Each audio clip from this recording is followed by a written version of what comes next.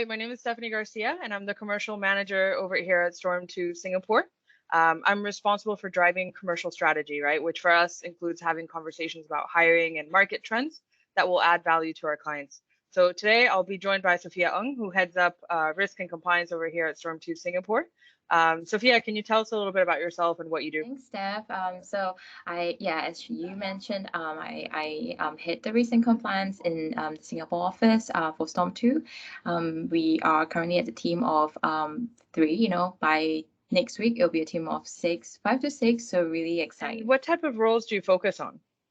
So I mainly so for Storm 2, right? Since I think people would know by now, we focus on the senior management hires to C-suite level roles. So the roles that I've personally placed, just to give you some insight of the track records, right? It ranges across different subsectors, blockchain, payment lending, front office tech, and software as a service, and etc.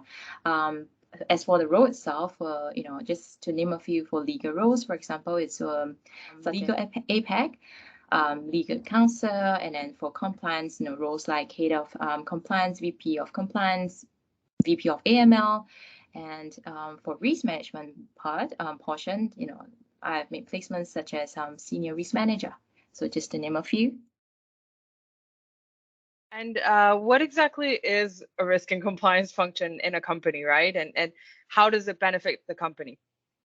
So I feel that so there is basically two things. Like for risk and compliance function, the reason of why it exists in the company. So first is to ensure that all the essential guidelines are put in proper place whilst adhering to the industry rules and regulations. And in terms of the compliance portions, this is, I think, mainly what it is. And as for the risk portion, I think the key thing is that it's there to drive strategic decisions and to mitigate any current or any potential risks that may arise for the organization. And when all these are in place, it helps the organization to reduce the potential exposure to stuff like legal penalties as well as financial losses.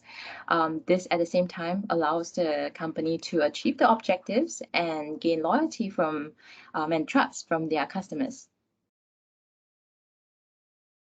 And what's the ideal funding round or headcount that a company should start considering hiring for risk and compliance?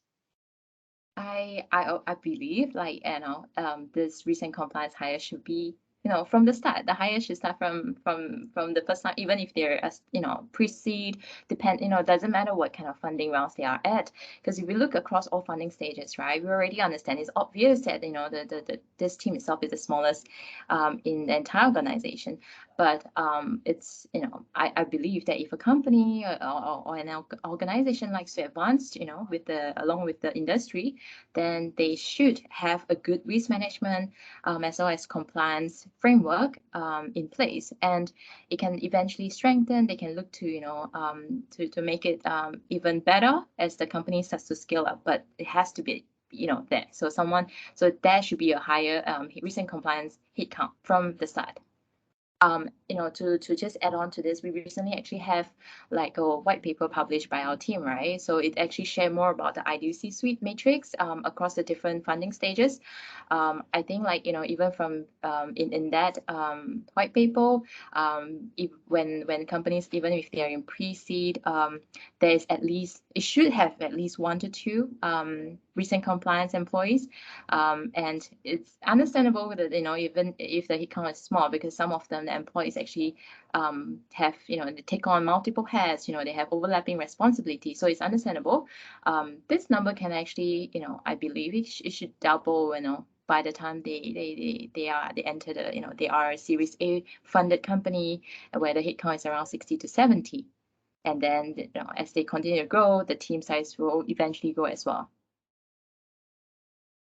And what are some challenges, some common challenges that your clients face when they're hiring for risk and compliance roles? I think so. When I speak to my clients, we all discuss, there's a slight difference, in terms of the challenges across different subsectors.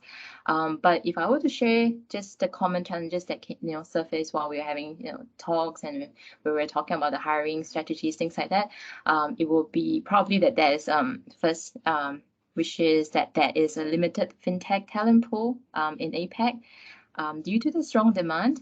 And another one would be that there's really quite an often periodic regulatory changes due to the recent increase of the technology innovations, and so now it has eventually to new increase of new business models as well as products, service delivery channels. I believe that with different with new challenges, it also comes with new opportunities, and that's why I think it's also it creates a lot of opportunities where companies now look to shape up and strengthen their compliance vertical. With that, because there's limited talent pool, and that's why people are really looking for strong candidates, and they're willing to be more open to that kind of in terms of the package.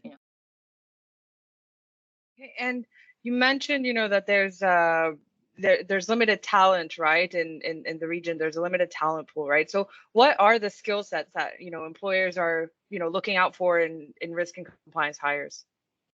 I think mainly there should be these three key skills that the employees tend to look out for.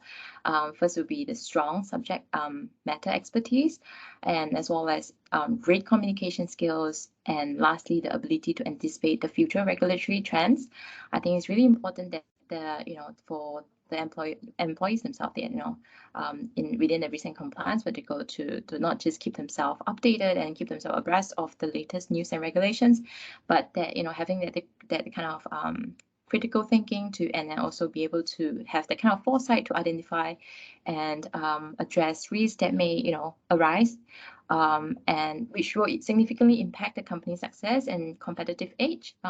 So this itself is probably one of like the traits or like key things that employees tend to look out. And if they were to spot someone who has all these three, they are really keen to have them on board. Okay, perfect. Well, thank you so much, Sophia. It was great to speak with you, about risk and compliance. And yeah, for everyone else, thank you for joining us. Thank you too. Thank you so much.